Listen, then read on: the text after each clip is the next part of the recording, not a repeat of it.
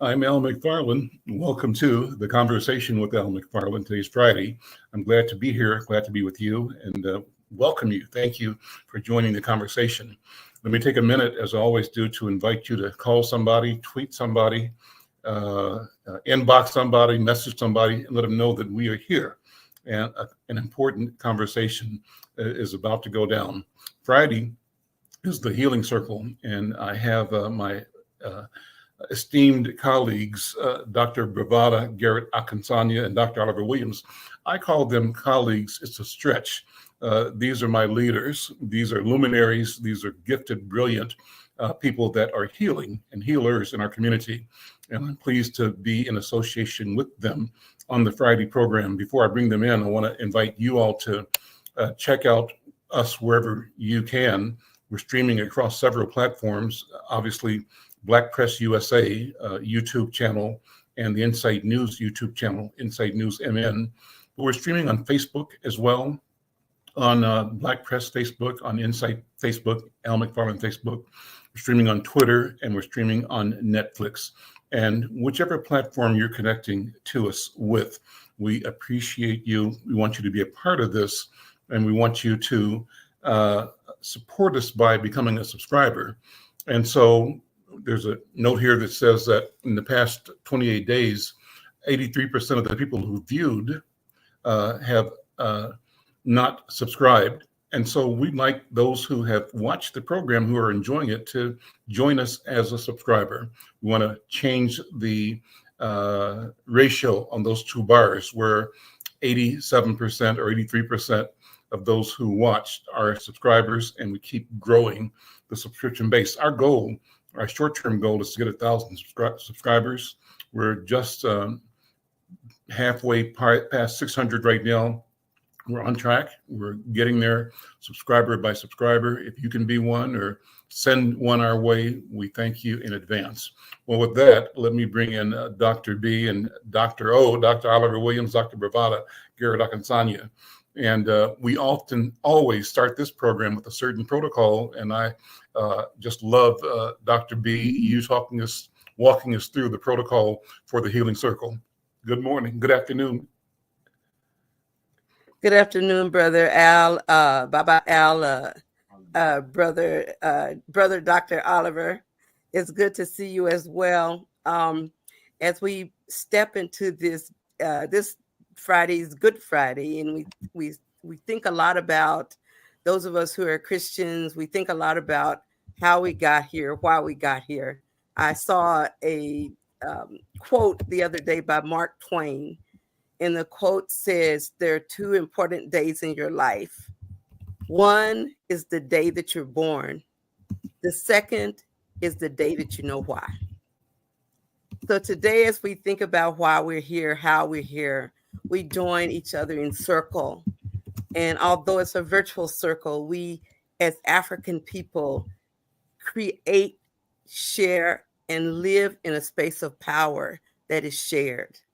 So when we congregate, we join in a circle, because a circle has no beginning, no end, no top, no bottom. Everybody in the circle has equal access to voice and power, which is the center of the circle. We also have the circle because it's a place to honor our elders and recognize that they worked their way, prayed our way into existence. And we are the hopes and dreams of thousands of people in generation. So we honor our elders in this circle. And we honor the elders as we think about our ancestors. And we honor our ancestors because they are closest to our Creator. So in this space where we honor each other, our power, our presence, our elders, our ancestors, and our Creator, we decided long ago as an African people that as we share order and work in order, we have more productivity, we have more peace and harmony, we have more balance. So to achieve those things, we use a talking stick, just like we would if we were in a real circle. But of course, our talking stick is virtual. So the rules around the talking stick is that everybody gets a chance to hold the stick and they can pass if they don't have anything to say. But when they hold the stick, they have voice, they have command over the space. Then, if you hear something and you just can't even wait for your turn, you can ask for the talking stick and it will be given to you and you can give it back to whomever. So, these are the rules or protocols, so to speak, for joining us. And we invite you, our viewers, listening audience, to join us in that spirit of recognizing that we're all connected as brothers and sisters on this planet and that we enjoy this gift called consubstantiation. That means all living things are connected. So we're connected to each other, the earth and the sky, and every living thing in it. And with that, I'll pass it on to Bye-Bye Al. Thank you. I'll take the talking stick and let me pass it on to Dr. Williams. Dr. Williams, so good to see you always. Welcome again to our Friday meeting. Well, I'm glad to be here and glad to see both of you all looking so well. That's good. So, as we're having the conversation a little earlier, there's some things that are in the news that I'd like us to sort of briefly talk about. Sure. And to get our heads around it in some level. In particular, Al, can you sort of take the lead with that? Sure. Well, one thing we talked about is the news about the musician Diddy. And I pulled up, we can pull up a story that's running on InsightNews.com. And in our newspaper, Insight News, it's a story that is published actually by Black Press USA. Cooper, you can pull that story on the screen if you would. And it's a story by the national correspondent, the senior national correspondent of NNPA, Stacey M. Brown. And I'll just read a couple of paragraphs, but it opens the way. I don't know if the headline is available there. Can you scroll up a little bit, Cooper? Because there's a good headline for the story as well. Yeah. From raids to revelations, the dark turn in Sean Diddy Combs saga. And the Newswire, where the story comes from, says that following the federal raids on the residences of rap mogul Sean Diddy Combs in Miami and New York, the hip hop community remains shocked by the barrage of disturbing revelations surrounding the music icon. Scroll on down, please, Cooper. The story says that the raids believed to be the culmination of a protracted investigation prompted by a lawsuit filed by Combs' former protege, Cassandra Cassie Ventura, have brought to light a troubling pattern of alleged sexual misconduct and abuse. Open quote, "This is 100% about Cassie's lawsuit," close quote, a well-connected individual in the hip-hop community told The Informer. The Informer is one of our colleague newspapers, the Washington Informer, and in their reporting, they said that Cassie's lawsuit wasn't just about Cassie being victimized, which she was. Cassie's lawsuit gave the police a case with solid, irrefutable evidence. Ventura's lawsuit, which some reports suggested Combs settled for a jaw-dropping $100 million, initially drew the attention to what some industry insiders describe as crimes committed by Combs. I'll read this one more paragraph and we'll talk about it. The Ventura lawsuit exposed Combs as a serial abuser who paid men for so-called freak-offs, including directing them to assault Ventura, the lawsuit person, sexually.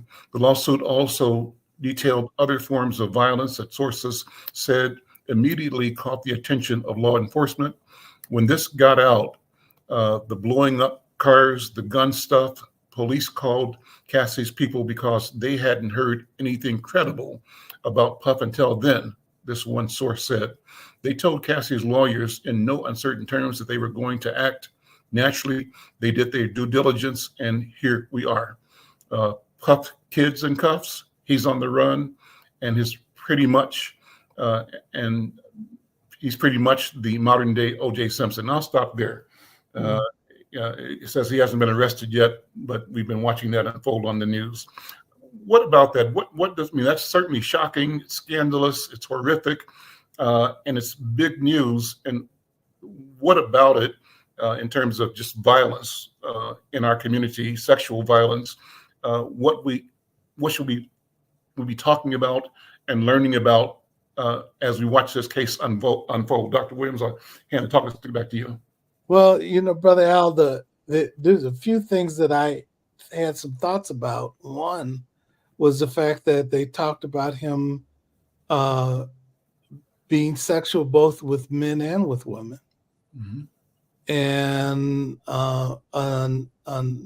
another thing, I mean, I guess 50 Cent was trying to identify some things that he could talk about with regard to P. Diddy Combs. And then there was another performer too, I forgot who it was, but who was also making allegations associated with it as well. And it's gotten me a little bit confused, about what's going on and what are we supposed to believe. Hearing some of the women talk about it, they made it sound like he was abusive to them, but it also sounds like he made gestures towards men at different points as well. So I'm just trying to figure out what's going on and what kind of issues is he concealing, and I'm, or another question is, I think it's our business, to be informed about it, because we certainly have had one perspective about him, but I'm wondering whether there are other things that we need to understand as well. So, and what do you all think about that? Let me hand it to Dr. B. What are your thoughts? I have to be honest. The first time I even saw it on TV, I was like mad. And I didn't know if I should be angry because maybe he didn't do it and why are they just not saying it now? And then I was angry because, there's a whole community of people around him. I even asked my husband, I said, didn't he used to go with J-Lo? I mean, somebody would have known he was like that. And it seems like the community around him also had a responsibility if he was being that freaky. Unless, like we were saying earlier, he so abused everyone that they lost their own power in that process of being in relationship to him. So, and the only way I can see somebody being that sociopathic, which is what it is, what they're describing, is that they have a long-standing life of injury that's never been addressed, a long-standing life of mental health needs that've never been touched. And so all of that goes on in my mind. And then, of course, being in America and being a very, very, very rich Black man, it already puts a target on your back. So you ought to know that in this society, when you have money, they're going to try to follow you. They're going to try to see a way for them to take it away from you. So I all those thoughts have been through my mind, just all of them at the same time, just rolling around going, this is just a hot mess. That's my final conclusion and a diagnostic assessment. It's a hot mess. Yeah. Well, I'm just confused about it, and I don't know what I'm supposed to think, or how I'm supposed to react to it, other than the fact that he's a person that's had some standing, and certainly some visibility, and then noted as having influence over people's careers. And was he harmful? Because that's not the image that we want to, portray to the community and all. So those are, some things that he shouldn't be harmful to people. Well, so I come to, think about this situation as it's unfolding and remember Bill Cosby, more recently the Chicago stepper, what's his name, R. Kelly, and I'm wondering, then I'm interested in making sure that we are, expansive in our look at this situation in the culture, in society, and not how do we avoid this behavior being a condemnation of all Black people. Right. That's the question. And how do we isolate or identify or look at individuals or people or processes that facilitate inappropriate, illegal, illicit, dangerous, immoral right. behavior and the consequences thereof? And how do we be bold in addressing that without condemning the entire community, the entire race of people? Because that's part of the burden we carry that you were addressing, I think, Dr. B, that when things happen too often, it's like when we hear about a mass shooting somewhere, between us and among us, I believe the first thing we think, if we don't have a picture, is I hope they weren't Black. President Kennedy gets shot, 1962. I hope he wasn't Black. And, and that's what I felt. And I was probably a 10th grader in high school, right? And I remember the feeling. I remember when I remember watching it on TV. And so there's this fear of just being and just existing that, a number of things can trigger massive reprisal against our community. And so that goes from fearful of an activity that somebody commits or is alleged to commit it, but we know that could lead to what? Rosewood. It could lead to Black Wall Street. It could lead to New York and Detroit in the 1918s, the big race riots could lead to Duluth, Minnesota, right. When the circus workers were accused of something and the race dynamic kicked in, and two things happened. One, there's a sense of condemnation of the entire race, but then the justification of the wanton and illegal and wrongful murder, hanging of a Black man. So let me stop there. So I'm trying to, should we link all that together? Is the way to separate that? Because even with those systemic failures, none of us can or wants to accept or allow or apologize for negative behavior that is alleged in this lawsuit and in the activities that led to the search and that may lead to further legal activity. Dr. B, what do you think? And that's kind of my general framing of the entire thing. What are your thoughts, Dr. B? And sit back to you. And I think her camera is frozen. So Dr. Williams, I'm gonna hand it back to you.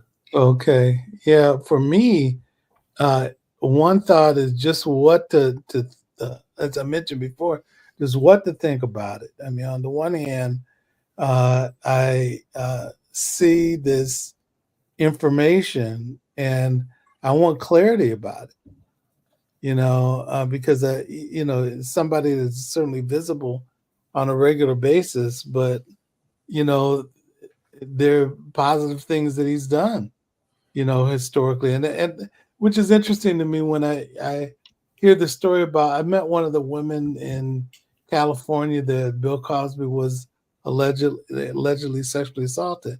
And she talked about how a lot of people didn't believe her and she was pushed to the side. Mm-hmm.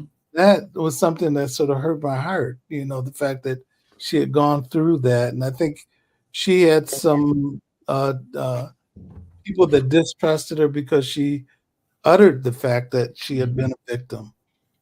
So I didn't think that was good that she was ostracized and minimized. Mm-hmm. But then, David Chappelle gives a rendition about Bill Cosby too. And and I was watching this thing that they had about the behavior at the Playboy Mansion Mm-hmm. and Bill Cosby's, and then they mentioned Jim Brown's behavior at the Playboy Mansion. And it wasn't something that was acceptable, in terms of things that we heard. But then you hear other things. David Chappelle does a shtick about Bill Cosby, and he talks about the negative things that he's done, but also identified the positive things that he's done. And, the one can't outdo the other, meaning that because he's done these positive things, doesn't mean that the negative things don't count. Mm-hmm. But they also have to sort of acknowledge some of the good things that he did as well. And the question that I have is, how do you reconcile that? How do you reconcile that? On the one hand, I think about human beings, and when human beings do something that's wrong, the thing of it is sometimes they feel like it's so wrong they can't stand up, and that they the thing that Denzel Washington says, that if you get knocked down 7 times, get up 8. Mm-hmm. And so there's something that we have to encourage ourselves to be able to do, but at the same time, there's certain things that I guess we've got to answer to. And so how do you on the one hand take responsibility for the bad behavior that you've had, but then on the other side, how do you end up reconciling that to be Hello. Hey, Joyce Marrie, are you having trouble getting in? a reasonable person and contributing to being a healthy contributor to the community? And I think those are 2 important conversations to have. Because on the one hand, I want to encourage people to do things and do the right things and not feel as though they're stuck. Mm-hmm. But at the same time, I think that we have to take responsibility for the things that we do that are improper and that are wrong. Dr. Let me V? borrow this stick just as, oh, thank you. Woo, this is what gets me. When is it enough? Two. When do you have enough money? When do you have enough friends? When do you have enough mansions? And why do you have to not just traffic people, but find other ways to soothe your sense of self? And so my question is always around, why did he have to do it? What on earth was in his spirit and in his psyche that he made him think he was all right, and or that was all right? Or maybe he knew and didn't care, but he always had such a positive public image. And you never know what happens behind closed doors, but that's a degree of problematic thoughts and processes and actions that should have been noted long ago. He's been doing it that long. What kept the secret? And that's what makes us sick as Black people, when we hold on to not just personal secrets, but public secrets. When we all know this is happening and none of us do anything about it. So what's going on with our sense of I am because we are? And if we thought about that, that's a part of our own body of Black consciousness that is being unaddressed. So that means that there are areas where we have woundedness and we're not addressing it. And we don't take responsibility for addressing it. My brother Naeem Akbar would say that's a part of the alien self disorder. We don't know who we are anymore. So we practice like white folks supposedly do. And that's, I look after me. Mm-hmm. And if you stick in that lane, we will never be well, because we are not equipped or developed or created by our God to be isolationist. We thrive best when we're in a group. We thrive best when we take responsibility for one another. And I think the issue about no one questioning him, it actually even reminds me of Michael Jackson. You know, you can get so high and those around you need to intervene, but they choose not to. Well, go ahead. I was just going to say, the thing that seems like it's a commonality among all those things is the fact that it was an open secret. Exactly. You know, that there's some certain people, I guess the thing about Bill Cosby, people knew about it for years and years and years. And then there were these rumors with regard to Diddy, you know, about his sexuality or his behavior and things that people were calling out. And so you're saying, why are people coming up with these whispering campaign to put this stuff out there like that? You know, or you know, so and then I saw this interview that they did about Ricky Martin, but Ricky Martin ended up coming clean with it and saying that he felt free when, and I think Gerard Carmichael, another person that sort of came clean with it and felt free because he said what he said in terms of his sexuality, the fact that he's gay, and same thing with Ricky Martin. But with these other things with P. Diddy, I don't know what to believe. And I think that maybe that's part of the challenge associated with it, is I don't know what to believe with what they're describing. But if he sexually assaulted those young women, that was wrong. And he needs to take responsibility for it. The same thing with Bill Cosby. If he hurt those women, then, you know, and what's been interesting to me is he's the person that's probably handled it the best, in the sense that he, instead of trying to get back out there, he kind of kept quiet. Which one? Who? Bill Cosby. Okay. He did the time. He came back to. He got out. He went to the legal system, and then he sort of is withdrawn on some level. And but you know, I just, you know, in my heart, I see the dynamics of where I really disappointed about things, but also historically I've seen the good that he's done. And with the things that he's done that have been horrific, you know, I just want him to, in my mind, I want him to take responsibility for that, and not hurt anybody. But the other side is that I want to acknowledge the good that he's done. And so, I think that's. Go ahead. I'm sorry. No. I'm listening to you. I'm looking for some insight around this. So I don't know if I have insight, but I know the minute he took his private jet to Antigua, wherever he went, you know, he popped up and he ran. And so no, I'm sorry, I'm moving back to Diddy. Yeah, Diddy. So he hopped up and ran.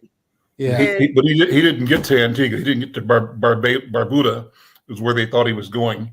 And what they said, he was stopped or detained in Miami at the airport. His family, he and his family, his daughters, I think, were going on a planned Caribbean vacation, but that was aborted. And the latest I had was that he's still in in Miami that his plane went on to Barbuda, but he wasn't on it. But I don't know that to be the case for sure. That's what I think I'm getting from news reports. Yeah. Okay. But they So stopped him and got his telephone from him, which is part of the warrant, but they did not arrest him at that point anyway. That's what I understand. I see. Okay. I thought he got out of town, but the main thing is that, you know, fight, flight, or flee. Yeah. Fight, flight, or freeze. And he was fleeing, and he felt danger. He knew something was going down. Yeah. And I think as a Black community, we need to make sure that we, without even blinking an eye, hold each other accountable for wrongdoings. We are a very loving and forgiving group of people, and you can mess up and straighten up, and we'll embrace you. And that's something so interesting about our community.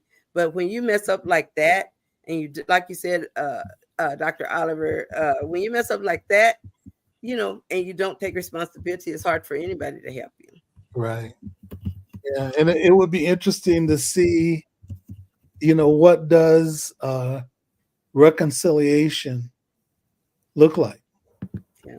What does healing look like? What does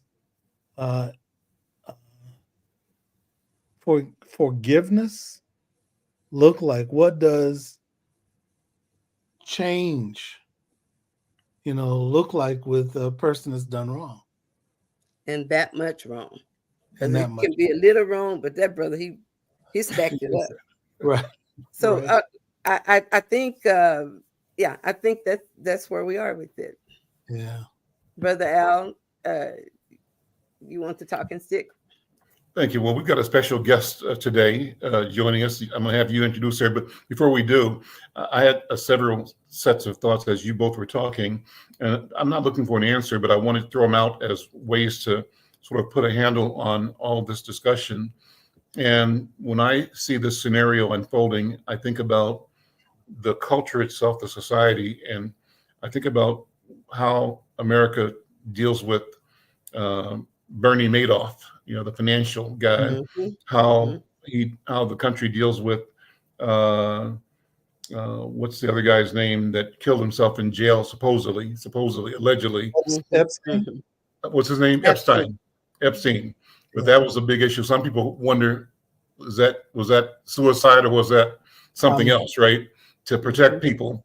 Right. And so I look at those two things in particular, and then I also pull the lens back to get a wider field of history and of things happening.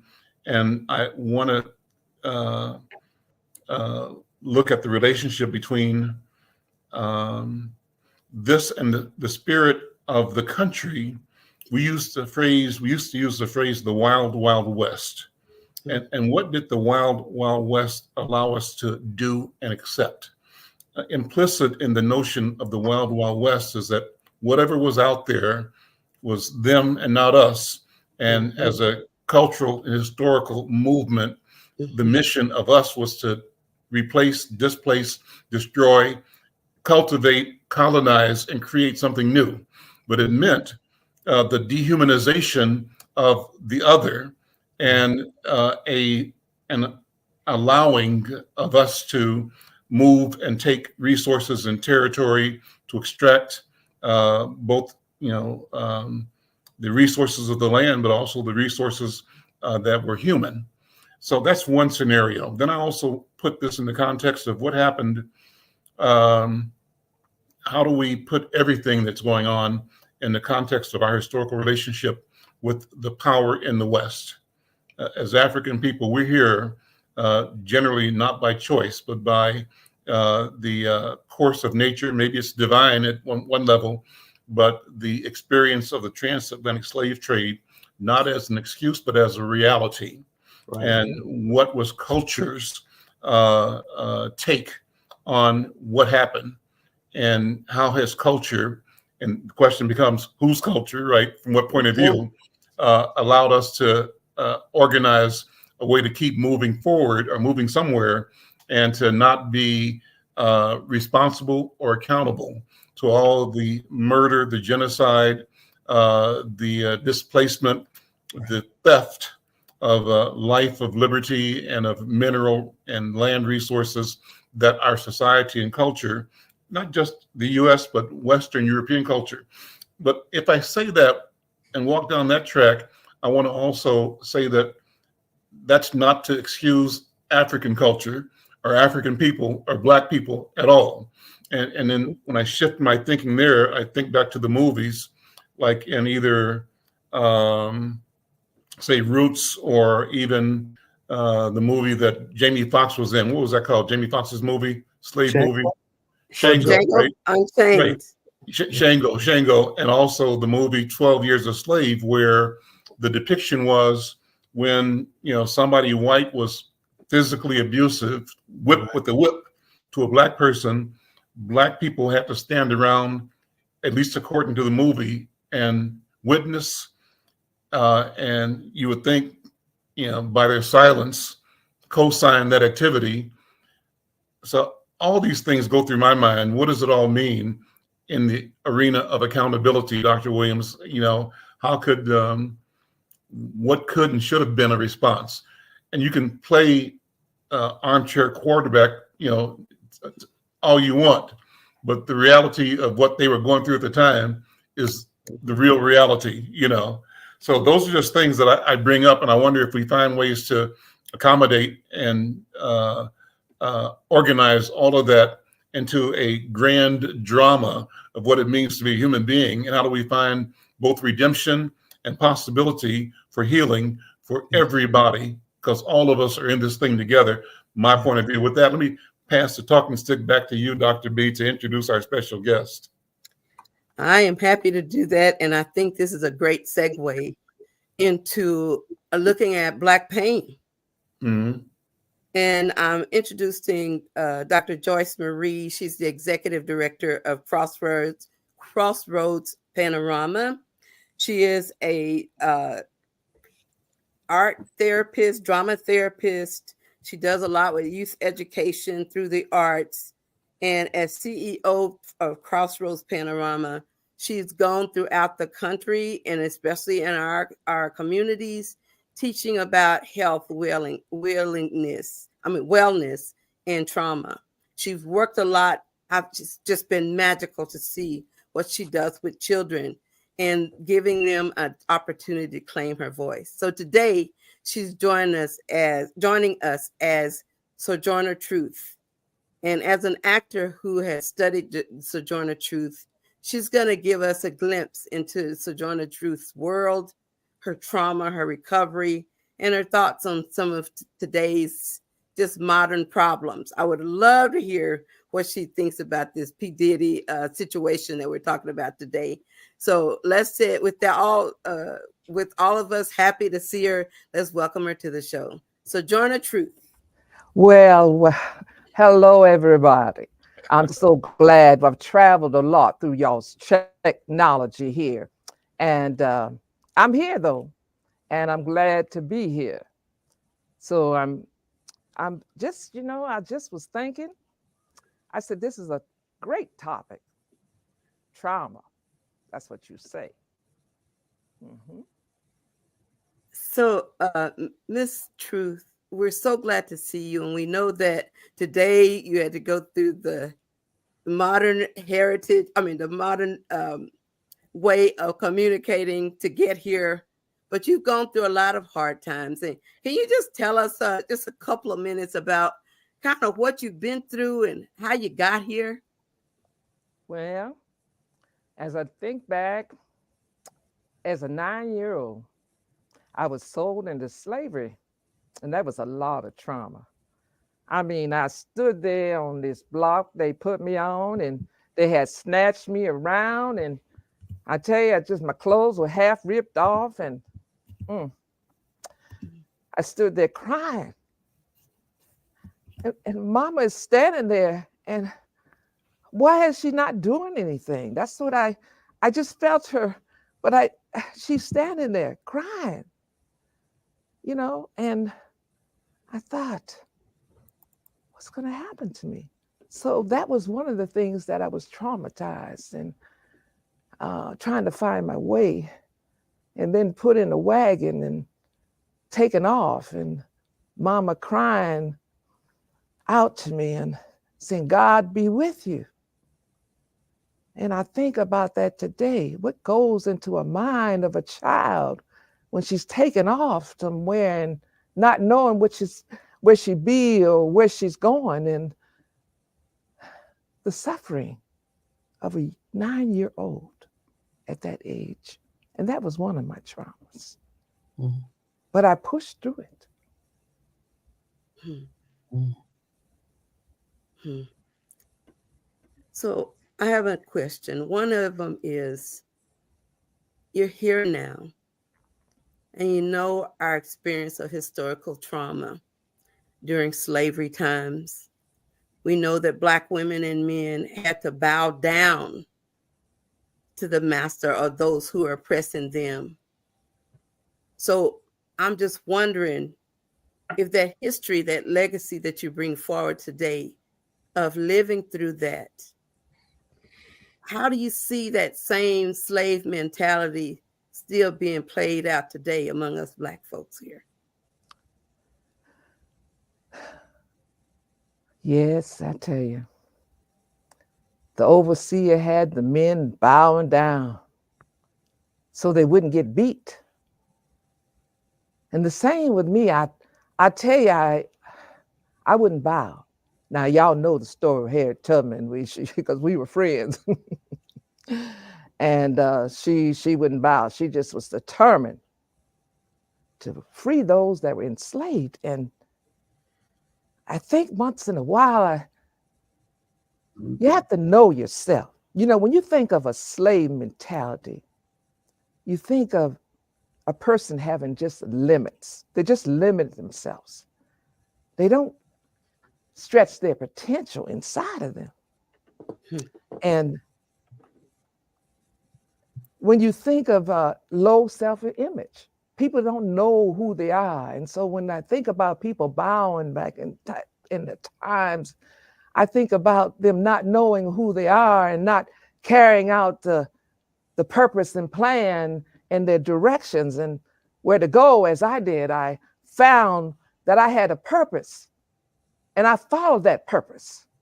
And I knew that I'm not a person of helplessness. And sometimes that slave mentality attaches itself to people, and they feel that they have to be dependent on others. Well, I depended on God because I only had one master, and that was my Lord and Savior, Jesus Christ.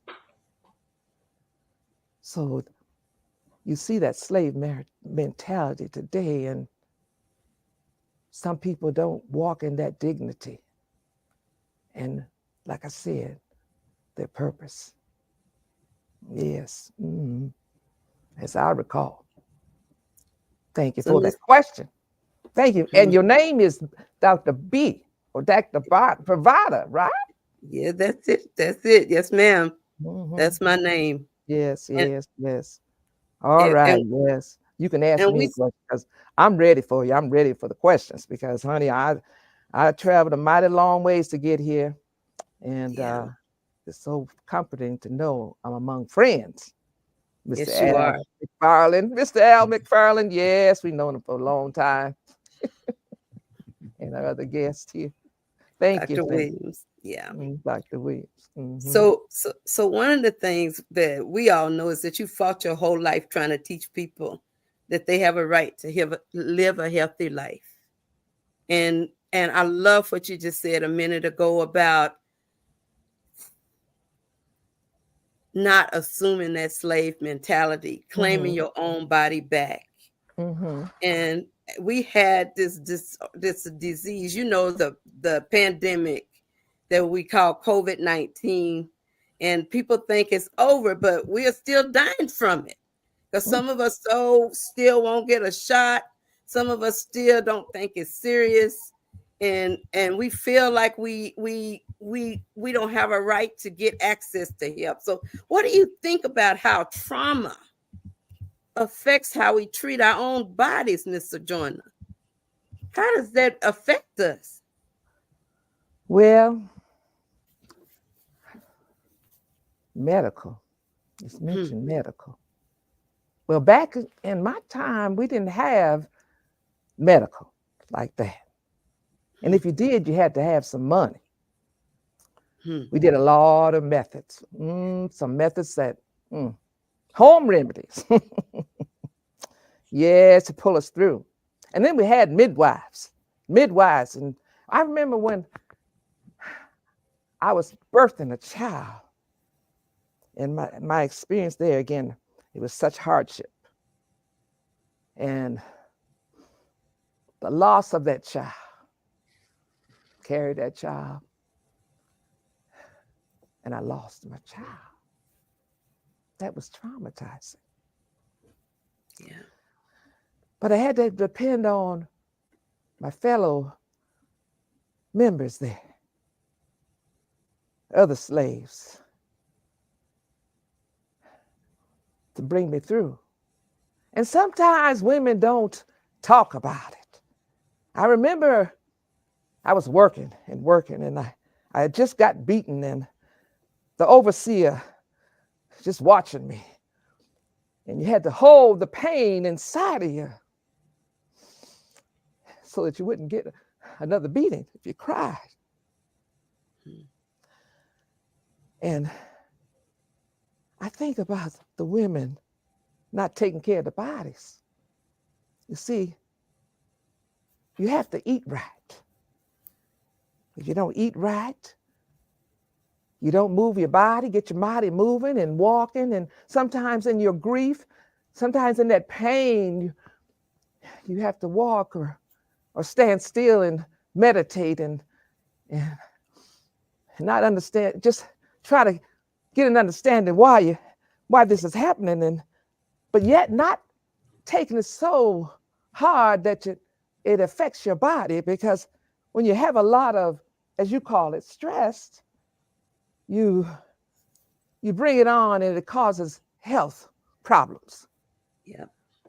Well, we had to fight among ourselves so we wouldn't die from a sickness or some kind of disease, and just tie a rag around it. Just tie a rag around it. You know, that's all I did. And I tell you, it was nothing like having those women to talk to and those quiet times. And when you couldn't express, the women today need to talk about it, need to tell their stories, need to move forward and be still. Listen to the voice for your body. So we understand that when Black women lose babies, that it is traumatic. And now today in America, we know that Black women, we're 2.5 times the rate. We lose our babies 2.5 times the rate of non-Hispanic white women or Black women or other women. And the rates for Black women have been so much higher for losing our babies than it is even for white women or Hispanic women. So now we do have medical support, Miss Truth, but we don't always access it. We kind of say to ourselves, it'll be all right, and we don't get help. So what would you say to sisters today? Like you just said about be mindful of your body, but they got the help. So what would you say about them getting the help when they need it? Well, cheering, and that's what I call them, cheering, everybody cheering. You only have one body, and you need to take care of that body on your journey. And because the road of healing, I would say, is unique to everyone. You need support and self-care. People who have experienced trauma, need to build healthier relationships. Exercise. And I know that when you're unhealthy, you have a hard time with coping mechanisms, and so you have like that stress that grabs you. You have to be able to release. You have to be able to release somewhere. And like I said, you have to, you may need to get a second opinion. Sometimes, you may even need to get a second opinion. Don't depend on the first opinion. Go on and search out. Don't just stop and just die. Get up and move. That's what I'll say. And that's what you've done, hasn't it been? Your whole life, yes. that's what you've been doing, getting up and moving. Mm-hmm. Moving all the time. Did I tell you I met Abraham Lincoln? No, you didn't. I didn't know that. Yes. He would even ask me for opinions and some advice. He would. And I'd give it to him. But you know what he did? He signed my book to Auntie Sojourner. We were friends. He was my friend indeed. Oh, yes. Oh, yes. Wow. Having a friend is very important. A true friend to walk you through. Mm-hmm. Well, while you were backstage, we were talking about this guy called P. Diddy. Isn't it P. Diddy? Yes. And he was a rapper. He is a rapper, and he's really, really, really rich. And I don't know if you heard us talking about him being accused, and often sounds like it's up in the air, but it sounds like a lot of it is true, that he was accused of abusing women sexually, financially, emotionally, and maybe even other men. And that he was running this kind of life that's very illegal in terms of how he's treating himself and others. I don't know if you heard any of that backstage, but that's kind of what we've been talking about. So I'm gonna ask Dr. Oliver if he's got any questions for you, since that was the topic he kind of brought up around that, and seeing what he's got to ask you about that. Well, the one thought that I had is comes from a comment from Resma.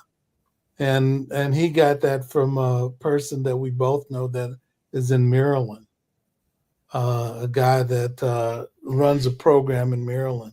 And he talked to a lot of men who were in turmoil. And the comment that he came up for those men was that to get out of that turmoil, they had to find a way to self-soothe. And so, Sojourner, what I want to ask you about, because you've gone through some things, as you talked about overcoming the challenges of losing a child, but also being a Black woman in society. How do you self-soothe? That's the question that I have is when we talk about people who reconcile themselves. Mm-hmm. On the one hand, they may have done some things that are egregious. On the other, they may have done some things that are meritorious. But in the middle, they've got to find a way to be knocked down 7 times and get up 8. There you go. How do you self-soothe? Well, and before you answer, Sister Sojourner, let me bring in one more voice today, and this is one of our regular friends, Colonel David Rabb is a mental health professional. He's a retired Army mental health therapist and has been regular on the program. David, good afternoon, brother, and let's bring you in. And after this response, you may have a question or comment to make as well. So, Sister Sojourner, I'm passing the talking stick back to you. Well, to answer your question, I have to think about the inner strength that you have to have, the inner strength that I had. And that deep well inside of you being able to to have some resilience. Of course, I couldn't read or write, but I'm saying what y'all saying. You know what I'm saying? And being trapped into, but being determined.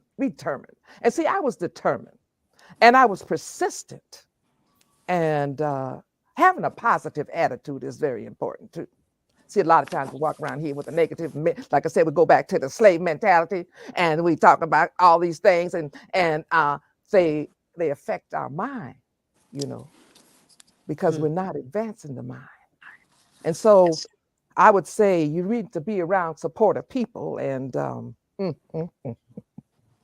maybe you need to have a strong support system. Not maybe, but you need a strong support system, and where you have those friends, again, like I talked about, and family. The family is broken apart too, and the children are growing up, and they're entering into some other things that are not productive. And you see, you talk about therapists. Yes, a person that you can go to. I heard you say that. You need to be able to cope and be able to provide encouragement. See, we don't have a lot of encouragement sometimes. When you do these things, it's rich. It's rich inside of you when you do these things, because it emulates and it spreads out. And you see, faith. You got to have some faith in spirituality. Yes, you do. Some people find it in there and some people don't. They just don't go that way. But me as Sojourner, I have to have faith in God, because that's what get me through. And then, like I said, finding meaning for your life. Finding meaning in the struggle. Even in the struggle, you can learn, Don't stop learning. In those struggles, in those disappointments, you can have that personal growth and be able to help people persevere. You can bring them along. But that's important, to find meaning. Sometimes in that meaning, we don't know. We just go this way and that way, and we don't know what to do. But again, you got to be still. You got to listen. Thank you. Ma'am, I love you. Thank you. I love you. Thank you. And as you speak, it brings out the best in me. I resonate currently. I'm loving this because we are connecting. Thank you for helping us connect through art, through media. You're going across time here. But I know that I believe that you're here for a reason right now in this moment. I feel it. I believe that God is still guiding you through your stories, through your struggles. Thank you for schooling us. We hear you. We see you. Thank you. Well, some of us. That's the problem, right? The problem is that exposure, being exposed to things that are true. You know what? I was just thinking today. Well, yesterday, I just got through a week of jury duty here in Ramsey County. And it was tragic what I saw and experienced. There was a situation where over a span of like 10 years, there was a Black person who was in authority, who sexually abused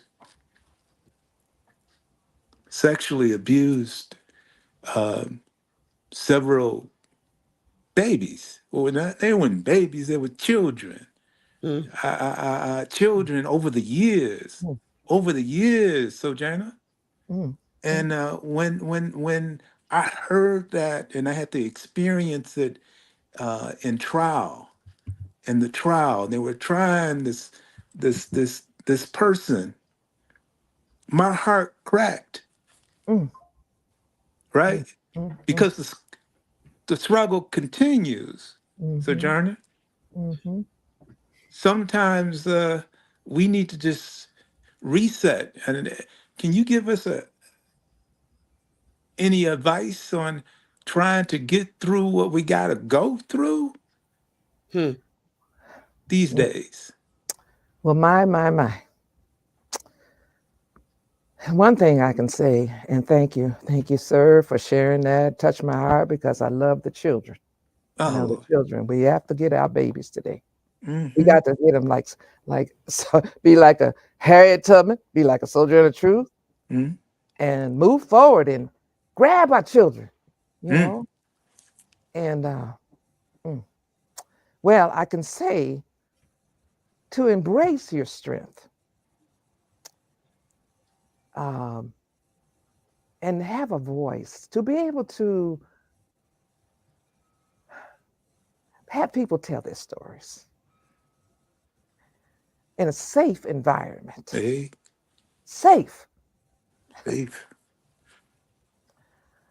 And as I was known for my speeches too, I spoke many places, and I just confronted things that weren't right, and encouraged the Black women. It's hard sometimes to be to be in America as a Black woman and going on your journey sometimes, the things that you come up against, but you have to change the narrative. Hmm. My. Oh, don't let me get to preaching, because that I was called, my slave name was Isabella, Isabella Bomfrey, when I was a child. But like I said, I only had one master. And Sojourner came about on my journey when God, he spoke to me, because a vicious mob of people came after me. And I think about the racism in our world, and they came after me with sticks and stones and wanted to stone me. But I hid behind a tree, and I was so frightened. They came on horses and wanted to stone me because it was after my message. But I heard a voice say, "Get up from there, Sojourner." I came out boldly and I said, "God's mercy will be shown to those who show mercy." And I heard a man say, "I ain't been hearing what you say in a flea bite." I said, "I'll keep you scratching." Well, that was one time that happened. But I spoke out. I spoke out against things. And, one thing, education is powerful. You got to be educated. Yes, there. Because I couldn't read or write. Yeah. But a woman took a liking to me, and she wrote my stories because I told the story. Oh, And it was very interesting to her. She said, "You should get this published." And she wrote it down. The narrative of Sojourner Truth, all a right. Northern slave. And people heard about me everywhere. Some of them were happy, and some of them were, they call, I believe y'all call them haters. This is Yes, true. indeed. Yes. So that was a very interesting time. So I heard you say, I don't know, I heard this voice say, resilient, something like resilience. Yes. Well, you got to have some resilience. Bounce back up. That's Sojourner, Mr. Sojourner, I want to thank you for coming in today. And I remember your speech called "Ain't I a Woman," where you told us we all need to vote. And Mhm. today, that resilience, it still lives in us. And I'm so grateful that you inspire us in everything you say and do. And we're so grateful to have you, and also Ms. Dr. Joyce Marrie, who has a book out that we can get at Barnes and Noble, a book of devotions, and talking about just our wellness. So can you just give us that name of that book so we can get it? And we have to wrap up for the day, but what's the name of that book? So I'll be Joyce Marrie now. The name of the book is Breaking the Chains of Trauma, and using the story of Sojourner Truth. It's a devotional, 30-day devotional for women. Thank you so much. Thank you so much. Let's give her a hand because she's awesome. All right. Thank you. Well, Thanks for coming to the Healing Circle. yeah. And now we'll move on to a program we call the Recovery Room. It's on Zoom, and we have the Zoom meeting ID right there. You just go to Zoom and you put that meeting ID 860-6342-3024 with a passcode of 724195. And we will join there. It won't be recorded. It's a special secret place where we all go to just to relax and kind of have a town hall talking some more to Mr. Joyner. So I want to thank everybody too for inviting me. thank you. And we'll see you in the next hour, Mr. Joyner. So we'll see you there in the recovery room. Brother Al, you got the talking stick. Well, this has been a mic drop conversation. With that, thank you all. We'll see you next time. Take care. Bye-bye. Good night. Bye-bye.